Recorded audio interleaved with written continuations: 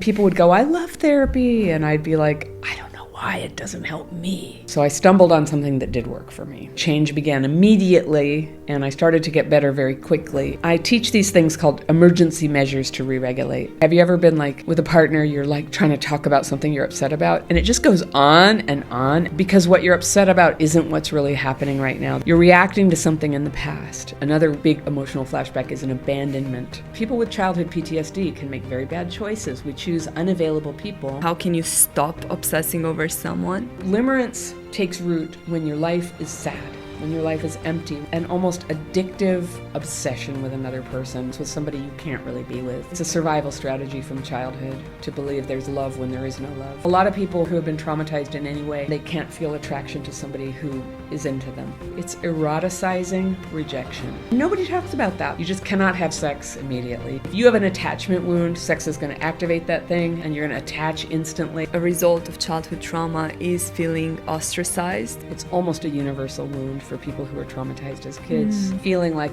they don't want me here, they don't like me, I don't fit in, I'm inappropriate. Do you want your healing to begin? Okay, I'm going to tell you what's really going on. Hello everyone and welcome to today's episode. We have an amazing guest joining us today, Anna Runkle, who many of you know as the crappy childhood fairy from YouTube, where she helps over 1 million people heal from the effects of childhood trauma. She's also the author of the book Re-Regulated, Set Your Life Free from Childhood PTSD and the Trauma-Driven Behaviors That Keep You Stuck, which is coming out in October 2024 from Hay House. Anna, thank you so much for joining us today. I'm super excited to be having this conversation, and I know it's going to be extremely valuable for everyone watching this. First of all, how are you? I'm pretty good. I've been traveling through Europe for a few weeks and landed in London. I'm so glad this worked out, that we got to meet up. This was so spontaneous. Yeah. We literally set this up today. Yeah. It's great. I'm Yeah. so grateful for that. But can you tell me a bit about yourself and your story and what made you who you are today and do what you do today? Well, I grew up in a commune. Not the whole time, but my childhood, after I was 7 and my parents got divorced, my mom, this was like right around 1970, she turned our house into a commune. And it wasn't the kind that was principled and peace and love. It was drugs and alcohol. And so my childhood had a lot of drugs and alcohol. The adults were using it, and some of my siblings too. And our family had a lot of the problems that come with that. We were poor. We ended up poor, very poor, hungry poor. And there was some violence and a lot of chaos and neglect. And I was the oldest daughter, so I tried very hard to be a good student and to look out for the younger kids. And in a way, if you have to have an adaptation to a traumatic, a dysfunctional environment as a kid, it's good to be the responsible one, because it's better that, I have a brother who died in his 30s. And yeah, it hit my family pretty hard. A lot of the people have died from drugs and alcohol. And for me, basically, I made it all the way to almost 30 years old before I just totally broke down. And I was just like a really good girl. I worked really hard. I was sort of an overfunctioner. So I was very stressed out all the time. But it was my ability to connect with people and sustain relationships that made me realize something was really wrong. Okay. So what happened? How did you start your healing process? Well, sometimes things have to get very bad before they get better. And for me, I had this trauma storm. That's the word. I love coming up with words for things. Trauma storm. It's like when a whole bunch of bad things happen so much that you can't really hold it together. And so I had my heart broken badly. And that had happened a few months before the next thing happened, which was I got attacked on the street. I got beaten unconscious on the street, and they broke my jaw and my teeth. And it was just like a random thing. That's terrible. It was, and it gave me PTSD. But even this was in the mid-90s, and they did not know about I mean, they knew about PTSD in combat veterans, but it didn't occur to them that somebody that nearly got killed in a violent attack would have it too. The third thing that happened is my mom died about 2 weeks after that, somewhere like very soon after that.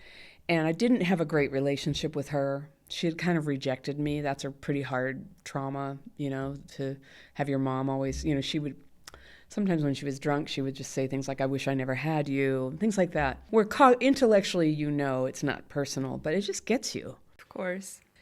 And so all of that happened at once. And the attack had given me PTSD. Like, PTSD is like what most people have known about for a while, where you get flashbacks and it's very maybe outbursts of anger and reliving reliving a specific event. Complex PTSD is the kind that comes from chronic ongoing stress, maybe not just a battle, but a war. And most people who get complex PTSD, which is also called CPTSD, get it in childhood from abuse and neglect, because it goes on and on and on. And the thing about childhood neglect is it changes your development, your brain development, and it creates what is, in effect, a neurological injury. And that's the thing that a lot of experts still don't, it's been known for a while, but it hasn't permeated the culture to where if you go get help, will they really know about the neurological injury? So I'll tell you more about that in a minute. But for me, I went to the doctor, I went to the therapist. The doctor did a brain scan. It's like, your brain's not bleeding, you're fine. And I went to the therapist and she said, I think you should come a few times a week because this is very bad. And I'd go 3 times a week and I'd talk again and again and again about the assault and what happened and my childhood. And we now know that that's like the worst thing you can do for somebody who's in acute PTSD or CPTSD is try to keep reliving it. That's not a good thing. So I would leave my therapy appointments feeling so much, I'd come in like, that's it, I'm going to really work on it today. I'm going to try to do better. I want to get better. I want to get back to work. I want to act normal. And I'd come out just like a crying mess, and I couldn't even drive my car. I couldn't feel my hands. And so I thought I was just a screw up. And I didn't think there was much hope for me. And the stuff that people were saying was like, you're fine, you're dwelling on it too much. You just need to get over it. Or I just knew, it wasn't helping me. And people would go, I love therapy. And I'd be like, I don't know why it doesn't help me. So now we know that talking about trauma is often not the best thing for somebody who's in acute trauma. And so I stumbled on something that did work for me. And it happened one night, and the change began immediately, and I started to get better very quickly and feeling better. Now, I had a long, life of problems behind me that took years to figure out how to change. But the thing that I was able to do very quickly was get re-regulated. Now, I didn't know I didn't know I was dysregulated. I didn't know what complex PTSD was, because nobody knew back then. I only knew that all of a sudden my brain came together and I could focus again, and I felt okay, and I wasn't depressed. And then I carried on and kept making mistakes in my life. So the second part of my healing was more time learning how to change that, especially around relationships.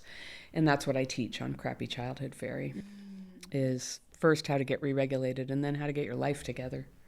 That's such a powerful story.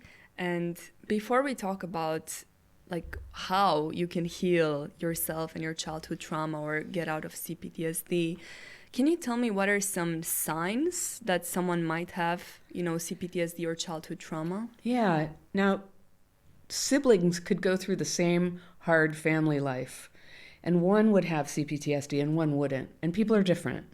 And so it's on a spectrum, and I bet in 20 years we'll understand so much more about it.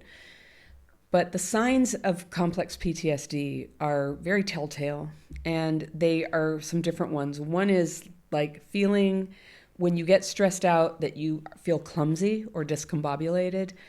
You drop things, you trip on things, you bump into walls, your handwriting changes. Another aspect of it is emotional, where there's this emotional dysregulation.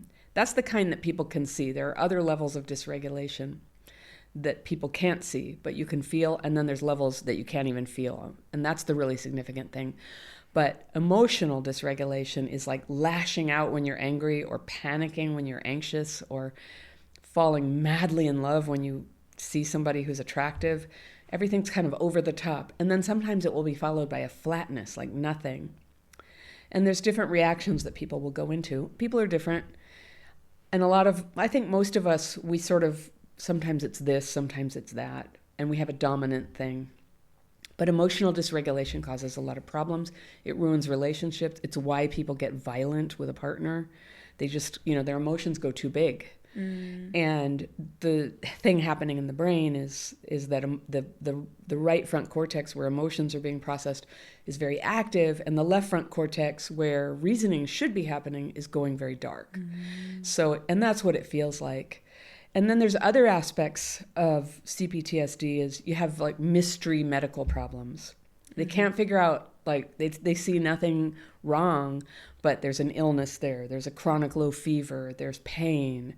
There's an infection. And so since the 90s, they've begun to see the correlation between how much trauma people had when they were kids. It's not exactly matched. Some people could have a lot of trauma and it doesn't happen, but there's a much higher risk of heart disease, cancer, diabetes, obesity, eating disorders. Well, we know, of course, depression and anxiety. Like, that's obvious. Addiction, that's obvious. Like, people really understand that that is linked with trauma, and maybe getting into terrible relationships, that's linked with trauma. But they didn't know that it's also like reproductive disorders and learning disabilities and memory problems and later dementia. Much higher risk for traumatized people. So really, like, people who were traumatized as kids become the most expensive people in a healthcare system. They just have more problems, and they have more problems that they don't, you don't decide to have heart disease. But that, and you don't, or they're migraines. You don't decide to have migraines. But there's a lot of stuff that we were told as traumatized people when we were struggling. Like, I used to get together with, terrible partners. And I would go to the therapist and she'd go, well, why don't you just stop doing that? And Grace. Or maybe you're trying to recreate your childhood, because my parents were violent with each other. I wasn't in a violent relationship, just to be clear, but terrible, unavailable, addicts, just people who didn't make sense for me. But it would happen again and again, and I could never see it coming, and I didn't know why. And so anyway, I remember being told, well, you probably just want to recreate your childhood. And there was some theory like, because now you want to get it right this time. And I'd always think, I guess so, but it never sounded right.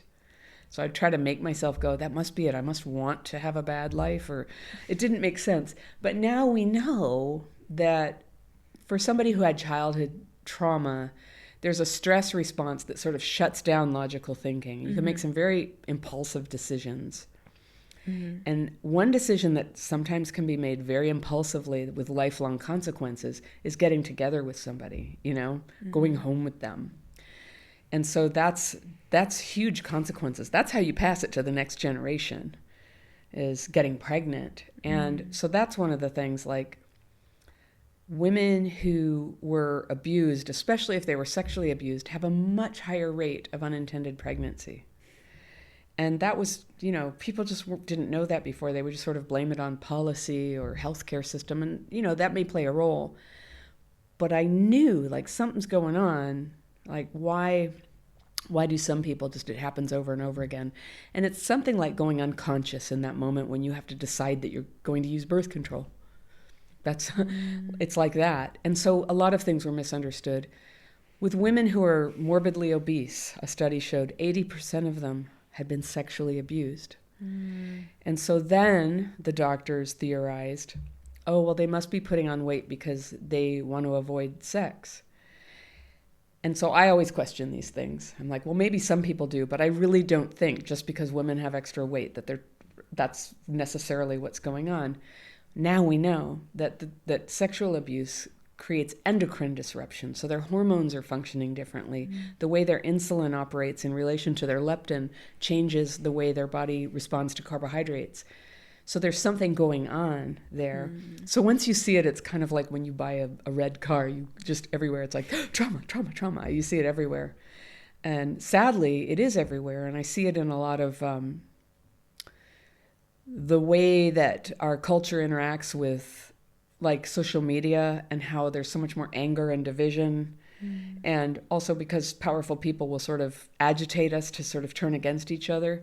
But I think traumatized people are quite vulnerable to that. Traumatized people tend to be drawn, not everybody, but there's a higher than average attraction to like black and white thinking or authority figures, or just thinking these people are all bad and these people are the good people, idealizing, discarding things that are often associated with narcissism. But it's not narcissism, it's a trauma response.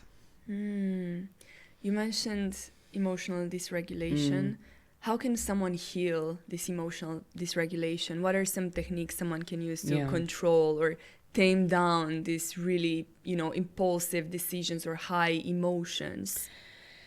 Well, I think in the past that experts told us that we should express our emotions and that it's so important to get in touch with them and you need to feel your feelings. And I think for some people that is great advice. But if you have emotional dysregulation, it's not great advice. Sometimes the best thing you learn to do is to regulate your emotions. It's terrible, for example, like, let's say you're having a dinner party with your partner and a couple of friends are coming over, and your partner forgets about the dinner party and comes in late. And if you have CPTSD, that could be a big trigger. They didn't care. They obviously don't care. They don't respect me. Now I'm so ashamed. My friends think this is, a person with trauma can sort of get emotionally dysregulated over a trigger like that. And when I say trigger, I mean an event that causes dysregulation. Some people use trigger more broadly to say something that upsets you, but I mean it throws you into a PTSD response. And so what can happen is the partner comes home and the guests are like, hey, we missed you, you're late. And they go, oh, I'm sorry. And I was late, I forgot. And but I'm here now, I'm so glad you're here. And everybody has a nice time. But as the person who's emotionally dysregulated, I can't let go of it. And I can't let go of the bad feelings that got triggered. Like, you don't care about me, I'm so ashamed. And then having that bad vibe ends up ruining the evening. So the advice, like, you need to get into your feelings, it's really not always appropriate. I don't always want to cry in front of my employer when I feel upset. I don't want to yell every time, or go into road rage every time somebody drives in front of me on traffic. It's not healthy. And it's okay to feel those feelings, but when they control your mind, they control your relationships, it's very destructive. It holds people back professionally. It hurts their children, and partners. So I believe that the most important thing we can do is to take back ownership of not just our healing, but our symptoms, and just be like, no matter what my mom did, no matter what I grew up with, right now I'm having a PTSD reaction that's hurting me and other people. And so I teach people how you can tell yourself out loud, okay, hold on, I'm having a reaction. I'm having a trauma reaction right now. And if you're with people you trust, you can say, I'm sorry, I'm getting all dysregulated. Let me go pull myself together. And you just own it. You own it. And it takes a certain number of repetitions of experience to go, it does turn out better. It can work out very well when I take responsibility for this. Because we get a head full of ideas. It's like, if I blame myself for this, that's like, I'm just saying it's okay to abuse me and what happened to me is okay. No, you're not saying that. You're just regulating your emotions. That's all. What happened to you doesn't change. What you can do about that doesn't change. But now that you're at the dinner party, to become emotionally regulated is important. There's a concept that people in Alcoholics Anonymous have, and I've learned a lot from people in Alcoholics Anonymous. I'm not a member, but I learned from them, and they call it emotional sobriety. And it's almost like when emotions go crazy on you, it's almost like being drunk, but not in a happy way. Yeah. And so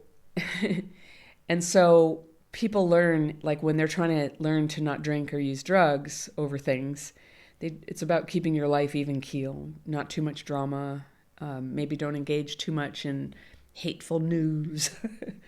Maybe don't get into a new relationship. And so using care around your life to just go, I'm trying to heal my reaction to trauma triggers right now. And then you learn.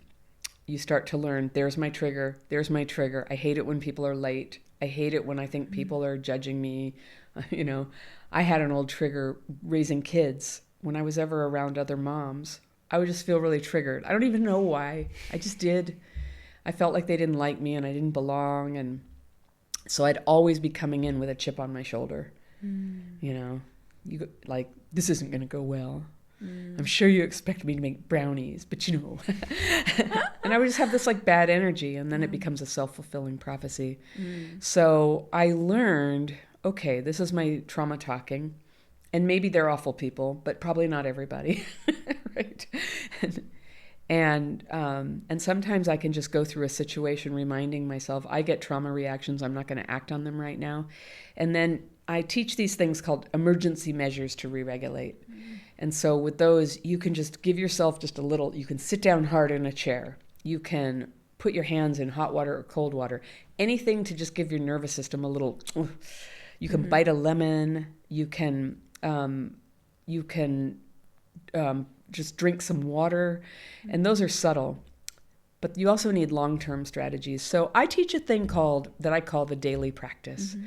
And this is a way to get the fearful, anxious, resentful, angry thoughts out without venting, without talking about them, because talking about them turns out it can really trigger like a reactivation of the triggers. You can write it without triggering that stuff. And you can write it, and it's a very specific technique. I'll give everybody a link to a free course where I teach it. So that's something that you can do in the moment, but I do it every day, twice a day, for 30 years now. Wow. And that's how I do it. That's how I recovered, is I have a way. And then I know a bunch of people who do it, and now I have hundreds of thousands of people who do it through Crappy Childhood Fairy.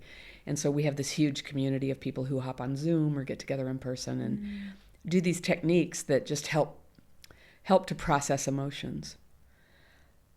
We know now that complex PTSD, one of the problems with it is we don't process thoughts and feelings very well. They can get sort of stuck. And what is processing, right? Whenever it's like, you need to process, what is that? But it's where it's a thing that your brain and nervous system do that take a new memory, like something just happened. You know, if somebody almost runs over me in the street, I freak out. And then I calm down. Well, with PTSD and CPTSD, we might have trouble with that process of calming down. It just keeps looping, and you just keep dwelling on it. You keep thinking on it, or somebody breaks your heart, or something very unfair happened to you. You got fired, and it wasn't your fault. So everybody would be upset about that. But they would have a process where it would go from a very active thing that gives you adrenaline to a memory. And it would go in a proper course of time. With CPTSD, like that, it just doesn't go. It just takes forever. So you can assist that process. That's what processing, and you a lot. I call it like an electric memory. That's like every time you think of it, to one that you can go, yes, I remember that. I remember that. And it doesn't activate your nervous system. And so that's what processing is. And so how do people do that? Some people do it with physical, like exercises, martial arts, yoga, singing, dancing, doing it together with other people. A lot of how I do it is through writing. I write those distressed thoughts. And the technique involves either releasing them at the end or asking for them to be removed for people who have a sense of a higher power. And then following it with meditation to just rest your mind and nervous system. And it's so simple, you think, how could that work? But it does. It's pretty amazing. Yeah, I mean, testament to the fact that hundreds of thousands of people are doing it. I'll definitely link it in the description below as well, so people get access to it.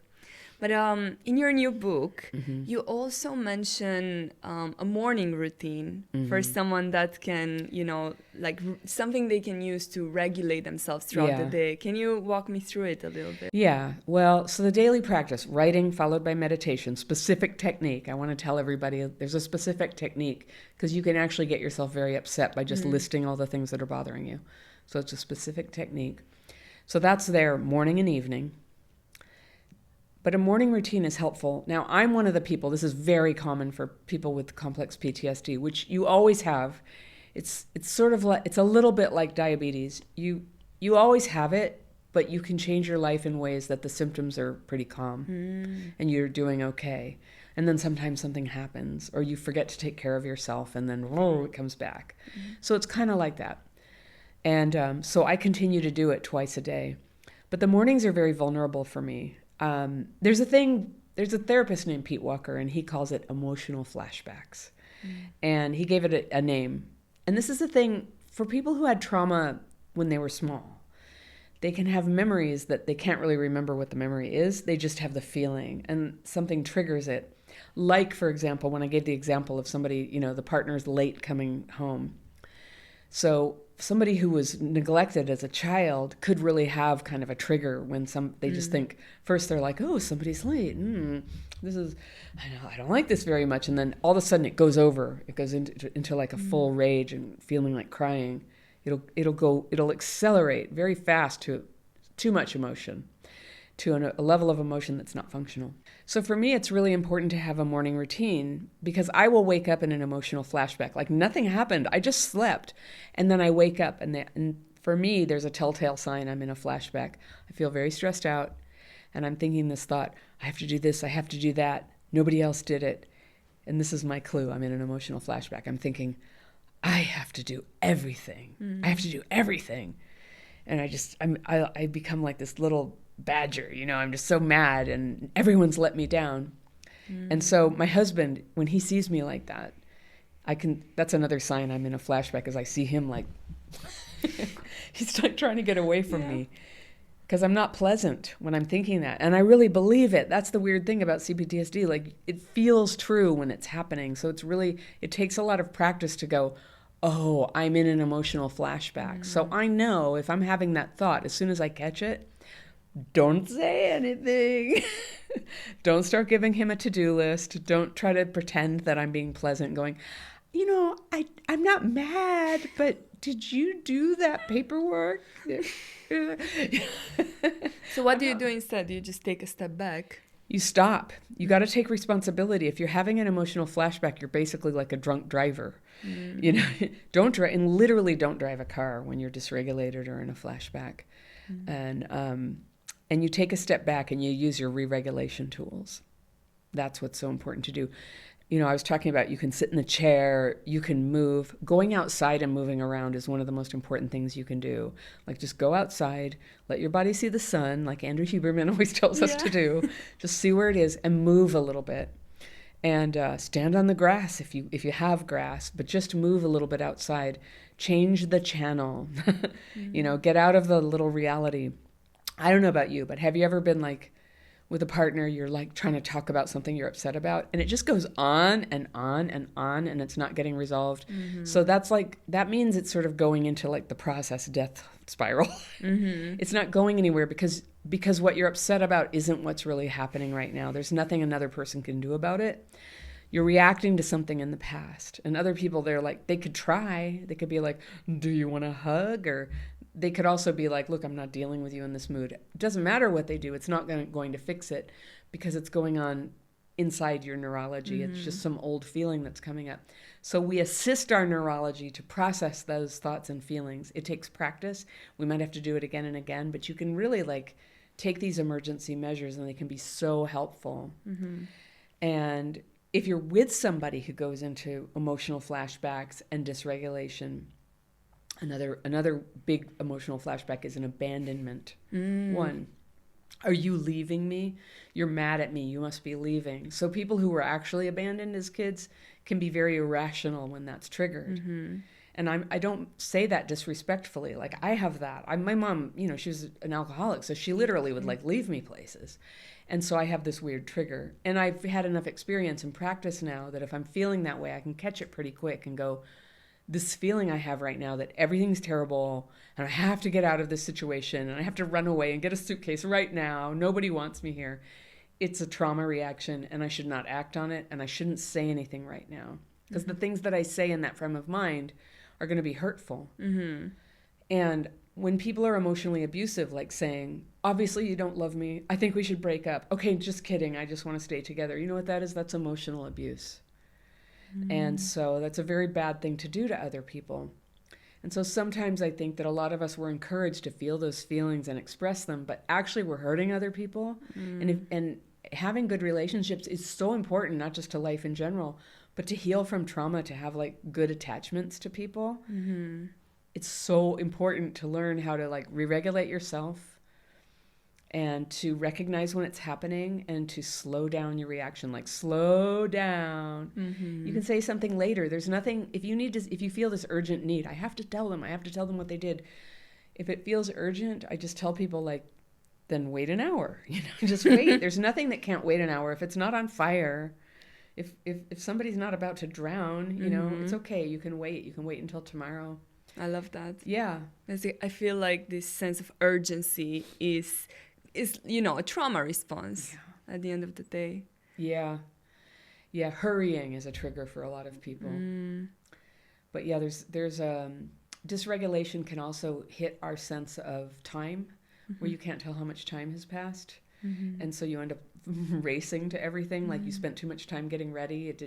Like when you're in a good place, you can feel you can feel how fast you need to get ready to get out the door on time. When you're dysregulated and your mind is just like a bag of cats, you can't feel it. And it's very easy to like go, oh no, now I'm so late, I have to hurry. And running and racing and spilling coffee all over yourself and coming to work all sweaty. And coming into the room, everybody's in a meeting, and you come in and you're like, I'm so sorry, everybody, my train didn't come. And everything was terrible. One of the things I had to teach myself is better etiquette. Like, don't walk into a meeting venting my stress to everybody. It may have been stressful, but just come in and sit down and listen to what's going on. That's etiquette. I think a lot of people can relate to a lot of the things you mentioned. One thing I want to touch on that I think is really interesting and that I hear a lot of people talk about is this fear of abandonment, wound of abandonment. Can you just tell me more about it, and how can someone heal this wound of abandonment? Yeah. Well, I'm a little bit of a tough love, they call me tough love fairy. And I remind people that as an adult, you're not really abandoned. Like, a child can be abandoned. A person who's incapacitated can be abandoned. Someone who can't help themselves can be abandoned. And if somebody breaks up with us as an adult, it can activate an abandonment wound, but it's not the same thing. So we get left. It's very painful. It's sad. But I think it's important to be literal and specific about it and say, I wasn't abandoned. Somebody made a choice that they didn't want to be with me anymore. And they didn't owe me to stay there no matter what, forever. I'm actually a big believer in long-term relationships and marriages and things, so I'm not just saying, oh, everybody should just do what they want. But we have to be specific here. And people with childhood PTSD can make very bad choices. We choose unavailable people, and it's just a thing we do. And so things break down, and it's a healing process to start choosing better people. So the fear of abandonment can make us... there's some people when they feel, some of us do both of these things. One is run away, just like flee. Oh, you're going to leave me? I'm going to leave you first. Or cling like crazy. So I teach a lot. Really, there's three things: escape, control, and cling. So escape is, that's it, I'm leaving you, or I'm just going to do drugs and not pay attention and, have this hard conversation. Or control would be like, if you do this, I'm going to shut down the bank account. I'm not going to let you see the kids. Or even control is it can be like codependent behavior. Like, honey, if you go to 3 AA meetings this week, then I will make you, I'll stay around. But this, like, trying to control other people, it's such a losing battle. Take it from me. It doesn't work. And then clinging, that's okay. I'm just going to stay no matter what. And please don't leave me, please don't leave me. So those are like 3 different trauma responses to feeling abandoned. It's a terrible wound. And what's sad is, when it's happened, some people, they feel like they can reparent themselves or get in touch with an inner child. Like, I just don't relate to that at all. I know it works for a lot of people, but frankly, you can never be a child again, and you can never be loved as a child again, and you're going to have to find a workaround. That's how I see it. That there was damage done and there was something lost, and it changes you. But it doesn't mean it has to be terrible. We learn workarounds. And part of that is to raise that awareness, like, it's happening now, I'm having the abandonment. So Pete Walker, the therapist I mentioned, he calls it Abandonment Melange, and I loved it when I heard this term. I was like, that's exactly what it's like. So he said, it's like where it's a set of emotions that are much stronger than the average person. Somewhere inside you, it's like, something's wrong with me. I'm having such a strong reaction. Like, what's up with this? But it's like grief, rage and panic all at the same time, and shame usually mixed in there. And it's a feeling like you've been kicked out of reality. Like everybody else is walking around the street and it's their world and their street, and they talk to each other and you're outside of it. It's a deep abandonment feeling. I think of that, that story of Adam and Eve getting kicked out of the Garden of Eden. It's like that. I think that in a way that might be a reference to that feeling that it's possible in your heart, in your spirit, to feel kicked out of everything good like that. And so one of the things that the most powerful thing for that I've ever found is once you know what it is, you go, oh, wait a second, this is abandonment melange. And the feeling can go down about halfway. And from there, if you can change one of your terrible trauma reactions to like half as strong as it was, you could change your whole life. That creates room for you to make a second change. And that creates room for you to make a third change. And things start to, when you can start to avoid the pitfalls that you just used to fall in the hole every time, and you're not re-traumatizing yourself again and again, and you're having more time when you're regulated. And when you're regulated, you can have ideas, you can be creative, you can apologize, you can start doing these constructive healing actions. Your life just starts to get better and better and better. And that's how healing works. One little step at a time. It starts with one good thing that you can do. And it doesn't even have to be any particular thing. If you can find one good thing to do to stop re-traumatizing yourself. I mean, and nobody talks about that, but a lot of the trauma reactions we're having as adults there's what happened in the past that sort of primed us to have these reactions. And then we re-traumatize ourselves with self-defeating behaviors. And it could be around money or telling the truth or black and white thinking, following authority figures, gurus, getting together with people who aren't into us, misusing our bodies, either not taking care of ourselves, misusing our sexuality, things like that. So that's what's common. And so I used to be a 2-pack-a-day smoker. And in a way, I think it helped me with before I had a better way to stay regulated. It helped a little bit, but it obviously has terrible side effects, smoking that much. And also, no one will date you. I mean, let's be honest. And after I'd been using my daily practice, it took about 3 years, and I was able to let go of the cigarettes. And finally, amazing. It was easier to do. It was impossible to do before that. There was no way. Yeah. And so the self-defeating behaviors, a lot of it starts as a flight from intense pain, and or maybe like raging at people. I was reading a very interesting article about road rage. And it was the Colorado Highway Patrol did a study on why do people have road rage. I thought that was so interesting. And it said there's a feeling of entitlement and being better than other people. And I was like, yeah. Really? Wow, that's interesting. Yeah, like, who? Don't they know who I am? They think they can just cut me off in traffic. I love things like that. I love the ego deflation of healing, of just like, okay, yeah. I am thinking that. Who do you think you are? And nobody's thinking that. Yeah. They're not thinking you're worthless or anything. They just are being thoughtless. Exactly. It's not as personal as it feels or seems. Most things are not as personal as they feel. And then some things are personal, and we can deal with them accordingly. But here's another thing about trauma. You can't tell the difference. There's like a very difficult time perceiving red flags. Does somebody care about you?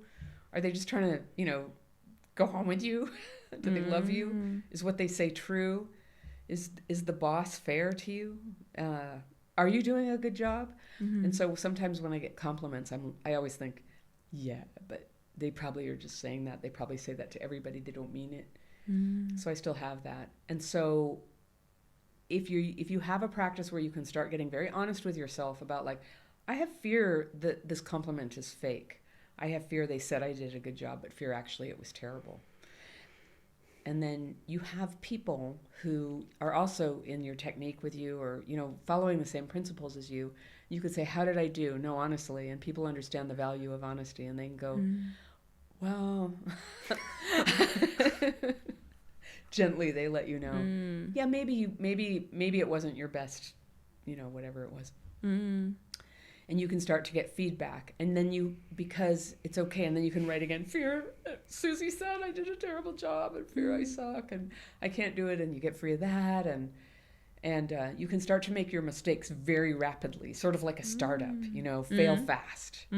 And you're free to start making your mistakes. And that's what we missed as children and teenagers, is the freedom to make mistakes and learn from them. So we sort of get in this like stuck phase of development because mistakes are fatal. Criticism is fatal, or we perceive them like we can't bear it. And so we're avoiding people, we're avoiding stressful situations. We feel like we can never tell our true feelings because people might hate us. When you're a free person, you can tell your true feelings, and if people hate you, they can leave, and it's better that they leave. And mostly they don't, but if you being you and telling the truth would ruin the relationship, let it happen. Just let it happen. It needs to happen. Absolutely. Something else I hear you talk about a lot is limerence. And you mentioned being attracted to unavailable people, but can you tell me more about why limerence or obsession happens, and how can you stop obsessing over someone? Yeah, so limerence is a word that was coined in the 70s by somebody named Dorothy Tennov. And it's the word for an almost addictive obsession with another person. And inherently, it's with somebody you can't really be with, usually because they don't want to be with you. But it could be with a movie star that you've never met, or a fictional character, or it could be with an ex who doesn't want you anymore. Or sometimes maybe people like coworkers, they have feelings for each other, but they can't because they're married or something. But this obsession grows into something where it's where they go to escape. And so there's a healthy kind of falling in love feeling, but everything beautiful and healthy can turn into something rotten and awful and destructive. And that's what this is, limerence. And it's really common with people who were emotionally neglected as kids. So if your mom or dad wasn't loving towards you, like a child needs to believe that they're loved. And so we can be very creative, be like, I know that my dad says he hates me and he won't come home and visit me ever, and he doesn't show up for the weekends when he has custody of me. But I know he loves me, and I know we have a very special thing. That's a survival strategy, and it's a beautiful, good thing that helps us get through it. But it's got to go in adulthood, because then what it does is it goes, I know this person says they don't love me, but I think in a past life they did love me and they're just afraid. Yeah, and I so think I heard you talk about magical thinking as well.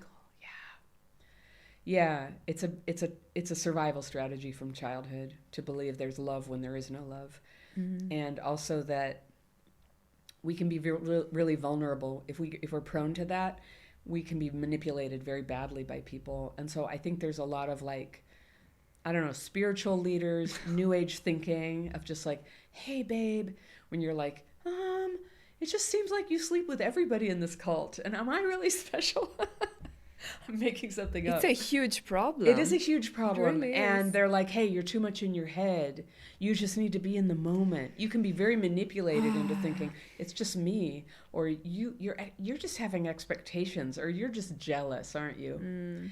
And so you become very impressionable to people who will manipulate you like that, to basically take what they want and give nothing back. And people can get, I call it romantic shoplifting. You're just stealing somebody's, we have this beautiful capacity to fall in love and bond with another person, and somebody manipulative can come in and just like take it, and almost, it's like stealing your mojo from you, and it leaves you broken and hurt. And if that happens 3-4 times, it starts to really hurt a person, and they can't really get into a relationship properly without healing. Nothing is ever hopeless, but I would say that's a lot what my youth was like. I couldn't read the signs, and I didn't understand, and I had watched a lot of TV about how sometimes people are sort of hard to get, or, I would just be very confused by the signals I got from somebody, and I would often feel ripped off. And probably I acted kind of weird or over the top or something and pushed people away who might have been legitimately interested in me. I don't even know to this day what was real. And it was like waking up one day, when I finally did start healing, to go, oh, this is a very, this is there's a trick you can use when you're not sure if you're in magical thinking. You tell the truth. You go, I kind of feel like this is a date. I think you're flirting with me, but I'm not sure. Is something happening here? Can we talk about this? And saying that to the person. You say it, you get honest. Limerence develops this weird, when you're addicted to the hope that it's going to work out, you start to get this aversion to telling the truth. Yeah. Because somewhere that if you say, I'm madly in love with you, like I'm hoping we're going to get together, they're going to be like, no, that's not at all where I was coming from. So you don't say anything because you don't want to lose that magical hope. The hope is keeping you going. But the hope is dope. That's what I say. Hope is our dope. You don't want, sooner or later you're going to have to get off the stuff. It's just taking you down a bad road. At the far end, so there's a progression of what limerence does. So first it'll be like thinking about them all the time. Okay, that's similar to falling in love. But then it'll be like checking their social media all the time. Then it'll be like, okay, they didn't, they're with another person, but I swear the references they're making to some music or something, I think it's a secret message to me. I think what they're telling me is that I'm more important. And then it turns into trying to say something, always thinking like of the perfect thing you could say, where you would invite them to disclose to you, like tell you, yes, I feel the same way, without tipping your hand that you couldn't run back and deny that you said anything. So it's this huge like mental game, but the sad thing is you're not getting any love. It's not happening. And it involves this terrible loss of self-esteem. And there'll be these huge highs when they sort of, maybe they text you or something, hey, what are you doing? And so there's this huge high, and then they don't text you, and there's this huge low. Yeah. So it starts to go into this depression and this emotional volatility. And then it can turn into the magical thinking kicks in, and it could be like a lot of people will turn to stuff like tarot cards or spiritual beliefs like twin flames to be like, okay, they say they don't love me, but actually, we're the same soul. I have so many people on my channel promoting this stuff, and I'm trying to delete them all, but it's like so many of them. Yeah. It's so scary that people fall prey to these things. Yeah. They fight with me about it. They're like, you just don't understand. It's like, you'd be surprised. You'd be surprised how much I understand. But I basically, once you see it, you can't unsee it. It's not rational, and it's a way to keep believing that there's hope, and it keeps you from having real love. And people deserve to be loved, and it's a wonderful thing. If your heart's desire is to be loved, I want everybody to be loved, and it's not going to happen with this person who doesn't love you. And so it's just about coming back to reality and having a way to give yourself comfort and ease to face reality on that, and to stop grasping at these things. There's so many like psychics who will tell people, oh yeah, no, see, he does love you, but he can't admit it to himself. Or also even therapists, unscrupulous therapists, who will be like, well, yeah, it's, he just can't admit it to himself because he had trauma. But I say, like, well, somebody has so much trauma that they can't admit they love you, then move on. Yeah. It's not a reason to stick around. So what's the solution then? Is it just getting in touch with reality? And as you said, like telling the person the truth, or, tell them the truth. Ask, is this a date? And if not, and say, I kind of have a feelings for you. And do you feel the same way? Like, risk it. And it's called disclosure. And you say it. And it can be a positive move. It usually ends disastrously. You wouldn't be limerent if they felt the same way. But who knows, Yeah. You get your answer. But people can be so far down that they get the no, and then for 3 days or something, they're like, oh, I'm so sad, I'm grieving. And then they're like, no, wait, I've got another. They'll just get right back into it. And that's when it's a full-blown addiction. And it can turn into stalking. That's what stalking is advanced limerence. No, I believe, they love me. It can get very extreme. Not everybody will go to that extreme, but nobody wants to be that girl. Don't be that girl. So you come back to reality. There needs to be... So limerence takes root when your life is sad, when your life is empty, when you don't have anything joyful or loving or connected. And we don't always have a partner. Sometimes it's going to be friends, and it's going to be doing things that you love and getting out there and moving around in nature and giving yourself some joy. And getting out of this idea that all your joy comes from this one person, and if only they would turn your attention to you, you would be happy. That's never a good thought. It sounds like escapism. Yes, and it is. It's avoidance and escapism. Yes, it is. But you don't know that when you're doing it. It feels real when it's happening, and you just think, if things could just fall into place the way I know they need to with this person, everything's going to be great. And it's just fatal to your happiness. It's a very sad road. When somebody loves you, they will let you know. And if they can't let you know, they're not a good partner anyway. Yeah. And so just coming and being real. And so a lot of people who have been limerent or who have been traumatized in any way, for a long time, they can't feel attraction to somebody who is into them and who's pretty stable and who likes them and has something to offer. There's no attraction there. And isn't that interesting? So it's sort of like, I hate to say this, but it's like it's eroticizing rejection. And people can't really help what gives them that romantic sexual response, you know? Like, we don't have that much control over who we fall in love with or who we're attracted to. But in time, it can shift from these impossible nowhere relationships. But you have to cut yourself off from the source and start to have at least friendships with people. Pets are good, but they're not enough.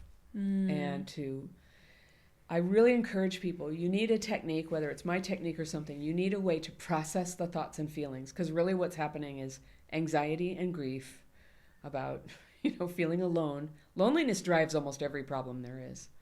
Feeling alone, feeling scared, I'm going to die alone, nobody cares about me.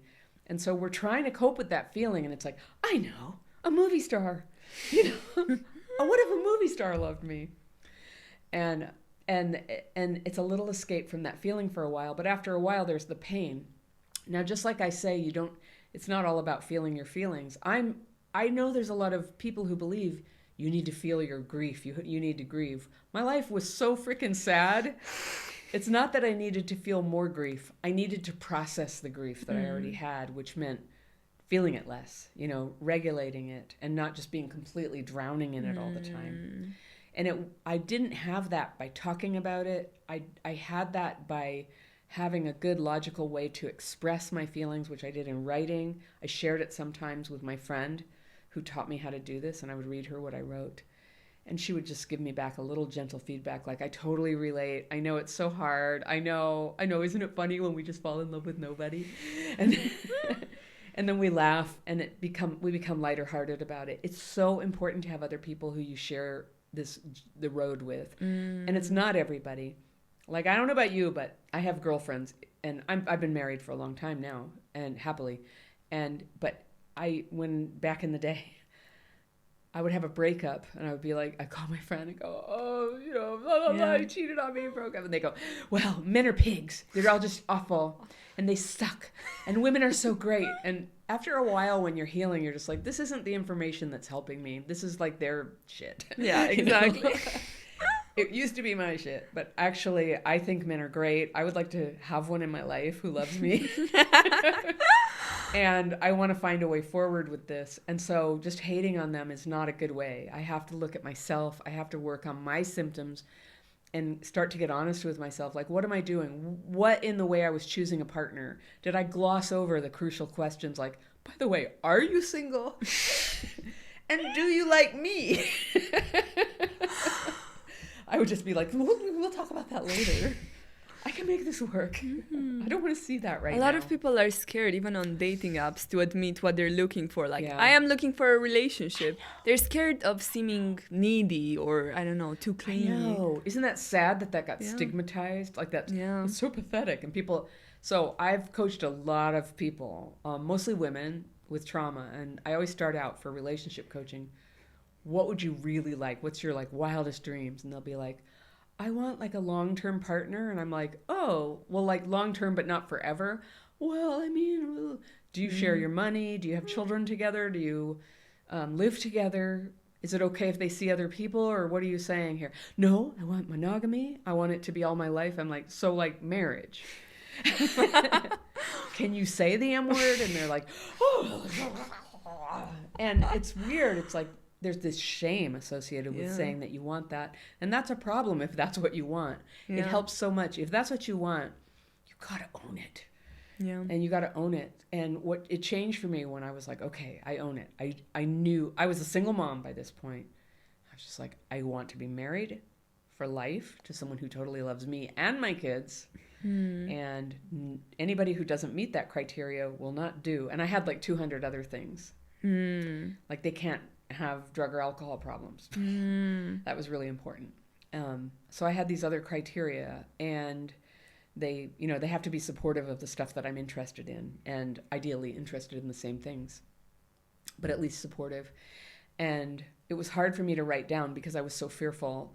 Who could ever ask for somebody who actually loved me and had shared common interests? And it seemed like too much to ask. And I think that all traumatized people have that. It's like a core manifestation of a wounded person to think that they have to set their sights on some rickety little version of love, like very small, not asking very much, just a tiny little piece of towel, not the whole towel. And you don't need to do that. It's okay to want the whole thing. And I always say, like, life is not Amazon.com or Amazon.co.uk. It's not that. You don't get to just place an order and get what you want, but it's good to know what you want. And marriage is something to be clear about. And you can be clear about that when you're dating. And people are like, well, you shouldn't talk about it early on. I'm like, no, you should. It should be very clear. Like, I'm not here just fooling around. I'm looking for the person I'm going to marry. And so I remember when I was dating my husband, I had somebody helping me to be very clear about what I wanted. And he was the first person I met once I decided I'm going to go very slowly. This is the terrible thing about me and what I coach. You just cannot have sex immediately. You just can't. You have to go slow. If you have an attachment wound, sex is going to activate that thing, and you're going to go crazy, and you're going to attach instantly. You won't even know what hit you. Yeah. You're just like, there you are, just like flattened out in the road. It's like, what happened? I don't even like this person, but now I can't leave because the abandonment wounds, Just blurs out all your logic. Yeah. And then you have this like core need, like this has to work out somehow. And you're like pedaling backwards, trying to be like, no, I'm cool. I could live with this problem, but you can't. It was never what you wanted. It was never right. But gosh, loneliness is hard to deal with. And sometimes somebody who's just like right there, it just is so appealing, and it's hard, and they're just so yummy, and you just like, why couldn't it work? So we have to start taking better care of ourselves and be like, yes, I feel like I wish this would work out, but I have to listen and pay attention and take time to get to know this person. And we all know it takes time to get to know people. And one of the things, for example, if somebody wants marriage, what dating is for is to find out if that's the person you want to marry. And so it's very good to take time and have both people understand, yes, we're figuring that out. So I was dating my husband, and I was very clear. I was looking to get married, and I wanted that. And I asked him on our third date, I just said, listen, I need to put something on the table. I want to get married, and I want to marry somebody who's open to being a stepdad to my kids. And I want to put that on the table, because if that's not something you're open to, I need to know now. And he said, no, I'm open to that.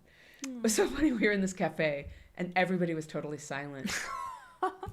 And then I looked around, and I was just like, and you know what I had? I had a shame reaction. And I'd actually done something to be proud of. I put it out there. That's what I want. And I waited for him to basically consent, agree to that's the direction. And he told me at a certain point, he said he wanted the same thing. And it was just so cool how he showed up in my life right when I made a decision that I was going to have to set my standards so much higher than I ever had. And I really didn't think I would meet anybody who could meet that standard. But I was to the point where I was like, fine, I'll never be in a relationship again if that's what it takes. Because I have kids now. I cannot bring in some sick person into their life ever again. And he said, I'm dating you so that I can figure out if you're the person I want to marry. And if I realize it's not you, I will end it. And until that time, I'm going to do and if until that time, I'm dating you, and I'm going to try to give it the best odds. And I don't want to make you jealous. I don't want to put stress on you. I want to see who you really are. So while we're dating, I'm not going to have lunch with other women. I'm not going to, he just said this. He goes, you don't have to do this for me, but this is how I want to do it. Because I want to have very clear eyes about who you are. I love that. I loved it too. And it was amazing. Also, but a little bit scary, right? Because when you're being kind of foggy about dating, and you're just sort of winging it, and you're just sort of tolerating stuff you don't really like, or just trying to people please them, it's easier. It's like a Band-Aid. Or if you feel disconnected from the person, you could just like have sex, and then you'll feel more connected, and you can ignore that feeling like this is wrong, this is not working, this is not what I want. When you're not having sex and when you're just getting to know somebody, there's a lot of communication that has to happen, and the uncomfortable feelings are very obvious. And so it was confusing to me. And luckily I had a mentor who was helping me with this at the time, and be like, I don't know, I think he's not into me. He's not making any moves. And my mentor's like, but you said you wanted like this period of time that's just getting to know you. And I'm like, yeah, but I just want to know that he's interested. And I felt insecure, and I just had to like ride it out. And I was using my daily practice to deal with the feelings that came up around just getting to know somebody. So when I coach people, I've never met anybody who really thinks somebody else would put up with that or go slow with them like that, but they will. And you're not seeing them. They're not even on your radar if you're playing the casual sex game. Absolutely. What are some other green flags that people with childhood trauma can look out for? 'Cause it can be hard to know what's good for you, right? Yes, it can. And even though it looks good, it can turn out not to be good, as we all know. So I caution everybody, take your time, let stuff prove it. So, let reality, let them show you who they are over time. And you watch for how they deal with other people, like people who serve food or pets. Let's say somebody's walking their dog and the dog walks in front of you and you trip over that leash. You know how that happens sometimes? How do they react to that? Are they kind to the dog and the dog owner? Are they, do they get road rage? That's my topic today, road rage. But how does, when they get angry, what are they like? What is it about? And so you look for people who treat others very respectfully and who are paying attention. And you look for people who have attunement. I think attunement is underrated. Attunement is something that can get very damaged with CPTSD, and we build it back by paying attention. When you walk into a room, you become attuned. What's going on in the room? Is everybody in here sad? Is everybody here focused? Like I talked about, like you come in like talking about the traffic, and everybody was in the middle of figuring out. They were having a brainstorm about, the best way that they could go forward with a problem at work. And you just disrupted the whole thing. That's a lack of attunement. So when you walk into the room, it's like, just come in, tune in. What's going on in the room? And so if you have a feeling like somebody is maybe pulling away from you or something, that might be attunement. It might be fear. And so a green flag is that you can ask them, I wanted to ask you, it feels a little bit like you're pulling away. Is something going on? And you listen to what they say. And is it something that you can trust? And to a certain extent, you can trust your gut. But with CPTSD, there are times when you confuse your gut with a great big like trauma response. You're just like, no, everybody's against me. And that's not your gut. It's your trauma talking sometimes. So you start to practice discernment. So we have to ask more questions. We have to listen more. We have to tell the truth more. And if you're really going to be in a relationship with somebody, you're going to have to learn to say how you really feel about things. And you cannot make them your therapist or your parent and be like, I feel bad. You should be making me feel better. It's not really their job to fix you. When you're dating somebody, it's each of your job to just kind of pay attention to each other and be kind or supportive, but not looking for a fix. And so I hear a lot of people, I've been dating somebody for 2 weeks and my needs are not being met. And it's like, well, sure, yeah, why would they be met? You're just getting to know somebody. Why are you putting that demand on it? And so I think it's helpful to understand that our needs are met by us and maybe God. And when we're sick, or incapacitated, people will have to help us make sure that we're cared for. But if we're functioning adults, then we're taking care of our needs. We're dating to get to know somebody. And it's just really helpful to have a boundary on that and get to know that. And then make sure that they're not doing it to you. And I remember I went on a second date with somebody once who said, it's just that everything you're doing is triggering my mom stuff. And I was like, I got out of there. No third date. Oh my God. I was just like, I didn't know. And that was after I, was beginning to get clear. And I remember there was probably a time when I would have tried to fix that for him. What a dead end that is. So people who know how to kind of deal with their own feelings and honestly express them and work it out for themselves with support by you. That's what you're looking for as a green flag.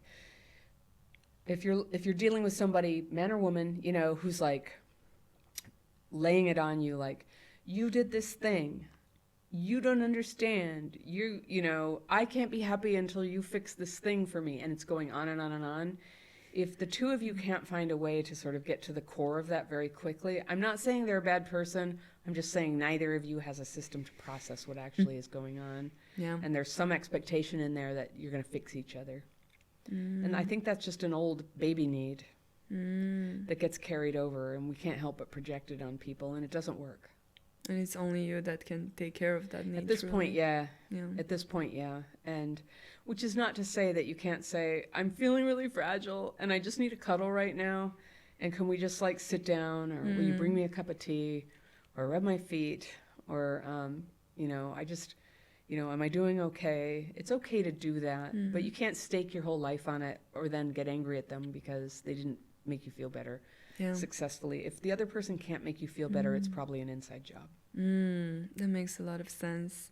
Something else that is a result of childhood trauma is feeling ostracized or isolated. And I find this topic really interesting. I want to understand more about why it happens and, you know, what can someone that constantly feels excluded from groups do? Yeah. How do you know so much about this, Francesca? I might have listened to some of your videos. Well, my book that's about to come out is called Re-regulated, and it's about the dysregulation, and it covers a little bit about that disconnection. My second book, which comes out in 2025, is about disconnection. It's all about disconnection and that feeling. So I've observed and I've studied the research, and it's almost a universal wound for people who are traumatized as kids to feel somehow like they don't belong. I say we feel like we don't belong, we don't fit in, we don't feel included. And sometimes that's really happening. And sometimes I believe it's part of the neurological injury. And I'm not a neuroscientist, but here's what I've learned is like mirror neurons. These are neurons that develop because our mom, usually mother, or other primary caregiver is engaging with us, making eye contact with us, looking at us. And, you know, when a baby says, goo, goo, goo, and the mom says, a goo, goo, goo, there's this huge brain development that's taking place in the baby, and it turns into language, and it turns into attunement, and it turns into perception. But if the mom is neglecting them and just leaving them like a little potato in the bed, they're not forming that. And so part of the injury sometimes I think is a neurological injury that makes it hard to feel connected. And it's possible some of that can't really be recovered, but I think a lot of it can. The good news is a lot of it can. And the funny thing about dysfunctional families, there may have been neglect. There may have been over-parenting, or a mom just like trying to get her needs met from a baby, telling all her problems to a child. There could be that, or father. There can be all kinds of dysfunction. We all know that. I won't even try to list all the ways. But the feeling of disconnection, I think there's a huge, I get hundreds of letters from people. I respond to letters on my YouTube channel a couple times a week. I get hundreds of letters and I read them all and I see the patterns. People who were not treated as a human being when they were kids, of just like some sort of appendage of the parents. The parents weren't paying attention to what was their personality, what were their needs, what do they like. If that wasn't happening, they can end up not even knowing that themselves. There's not like a sense of identity. If there was a sense of everything's crazy, I don't know if my dad's going to be raging or nice when I come home. There can be like a little child who dances around and it carries into adulthood. So I can see all these connections between how what happens creates a pattern. It's not exact, but it creates a pattern. And so sometimes I can hear what somebody's suffering with and I'm like, let me guess. Your parents didn't recognize who you are, right? I'll be like, how did you know? But I can see the patterns now. And so the feeling of connection can be so wounded. And so there's so many problems in life that come from a feeling of disconnection. We will isolate from people because it's so triggering. We get around people and it's just like, it's so triggering and it's so stressful feeling like they don't want me here, they don't like me, I don't fit in, I'm inappropriate, and I don't know what to do with my hands, and what should I say? And so we just start avoiding things altogether. So, and I think since the pandemic, we got so many more people who are using avoidance as a means to self-regulate, and isolation as a means to self-regulate. And then we develop all these stories we tell ourselves. It's like, well, I have to because, people are just awful. They're all narcissists. And men, they just want to use women.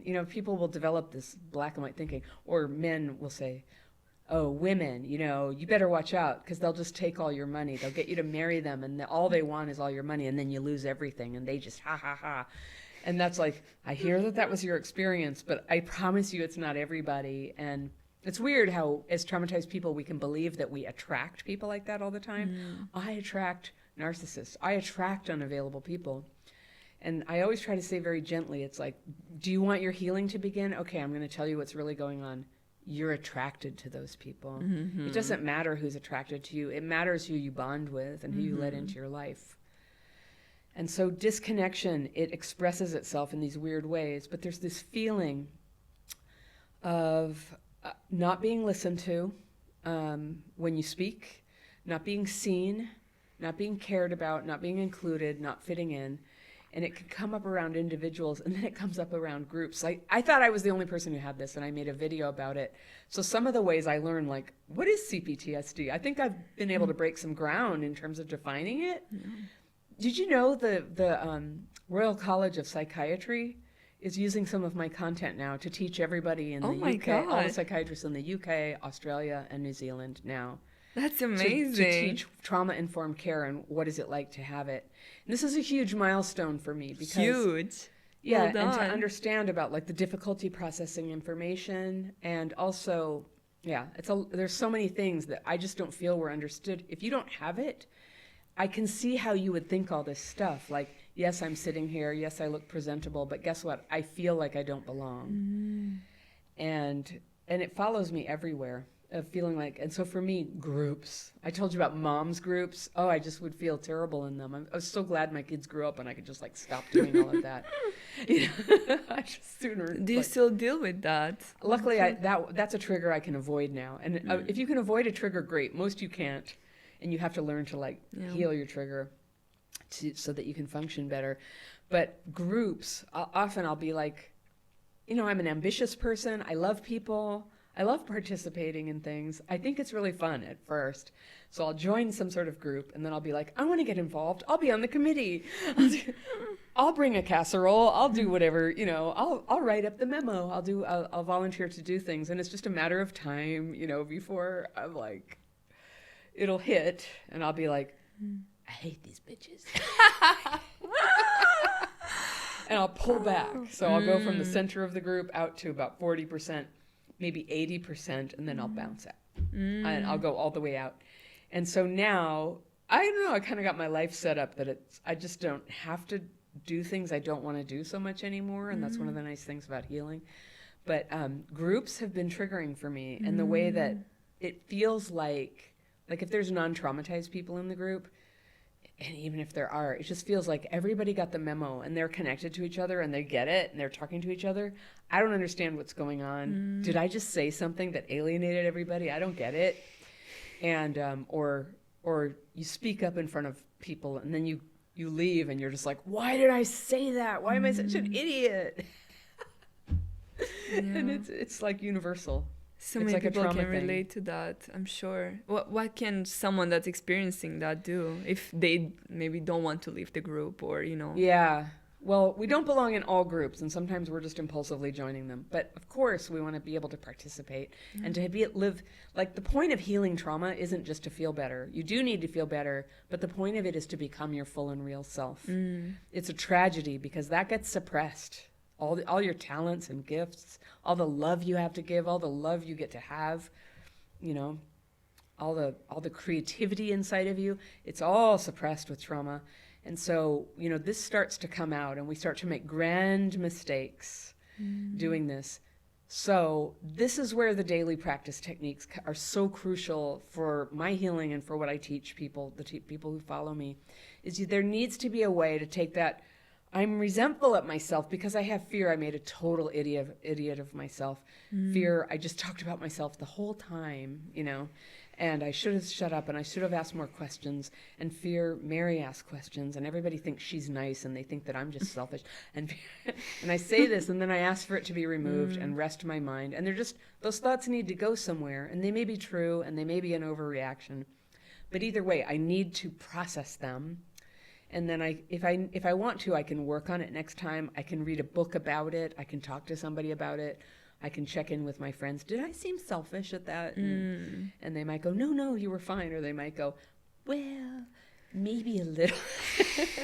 And it hurts. And then you go, fear, everyone can see. This was a pivotal moment in my healing. I had never thought of this before. It's like, everyone can see me so much more clearly than I can see myself. And all my flaws are obvious to everybody. And it's only me. I'm the only one who thinks that hiding them is possible. So, and then I just had to deal with it. And at first I was like, oh, the shame is so much, I don't think I can go on. And then I was like, but I can see everybody else's flaws. And for the most part, I like them anyway. And so there starts to be more of this acceptance. And then there's these moments of absolute freedom where you feel like you're flying, where it's like, it's okay. Yeah, you don't have to be perfect. I don't have to be perfect. I can be me. But I really couldn't be me until I had dealt with some of my very sharp edges. I had a very sharp tongue. I was hard on people. I was very quick to judge. I was gossipy. And I'm not above, I'm not a perfect person. But the more I could make progress against those things that I knew were not good, the better I felt about myself. And the more it was safe to be myself and to be honest about things. What are some things you can do to get better at connecting with people or kind of increasing your capacity to have close relationships? Yeah. I think it's really important not to try to do it all at once, actually. Traumatized people, because we get triggered and because we are using isolation in many cases to try to control the triggers. Like, you have to control the triggers somehow. And if all you've got is like, don't go to the party, so maybe instead of like going, I'm going to go to all the parties, I don't know, after a while you isolate so long you're never invited to parties. So maybe that's not a good example. But my point is that you don't go, I'm just going to go all in. I'm going to join a club. I'm going to go da-da-da. I'm going to go on dating, online dating. I'm going to do all this stuff. If you do it all at once, you're almost certainly going to trigger yourself, and then you'll pull back into your cave and go, see, people are terrible. And so a little at a time. And in medicine, it's called titration, where you administer a drug a little bit, and you're like, let's see if they tolerate that, or if there's an allergic reaction. Or if their heart starts to slow down or something. So a little bit at a time, let's check the reaction. Okay, so far so good. A little more. And you find the right amount by doing that. You could even build a tolerance to something by gradually titrating something. And that's what it's like to start connecting with people. So some people, the isolation is so severe, I still do this a little bit. I look out the window first. I don't want to go outside if certain neighbors are out there. Either because I'm embarrassed about something, or I don't want them to talk to me for 10 minutes when I want to go somewhere, and I won't have a boundary and I won't know how to leave. When you have boundaries, you can go outside. And when you clean up your mess, you can go outside anyway. So you start to go outside and you just go say hello to the mailman. Hello, thank you. All right, have a good day. Then you go back inside and you're like, okay, how am I doing? And you can go ahead and start small like that. And when I have a course called Connection Boot Camp, and when I first put it out there, I thought I was maybe making it too slow. But so many people take that course, and then they in my membership program, they form like study groups, and they go through it together, and they're like, did anybody talk to the mailman today? And I'm like, oh my gosh, they're literally talking to the mailman. That's so cool. And for some people, it's actually quite hard. Other people, that's easy. It's something else. It's telling the truth about how they feel, or setting a boundary, or being able to go home to to Christmas and dealing with a drunk relative without arguing with them about the fact that they're drunk. Like, is it worth it? Or could you just, say, hello, I love you, and then here's your present, nice to see you. And you can start to have connection with people, even if they're flawed and they don't trigger you so much anymore. And a lot of people are flawed. Mm. And if we had to make them responsible to not trigger us anymore, we're going to get very, very lonely. And I see a lot of that now. You're triggering me. And what was it? Here, this happened once. I said in a video, I yelled at somebody, I was being such a Karen. Somebody said, my name is Karen, and please stop saying Karen. And I don't argue with people on the YouTube comments or anything. But what I would have said is, learn to calm your trigger, Karen. It's really okay if other people use that word to mean something else that doesn't mean you. You actually know that we're not talking about you, except maybe we are now. I don't know. It never wasn't pays before, to be. but now. I wasn't before, but actually, Karen, I think you're a Karen.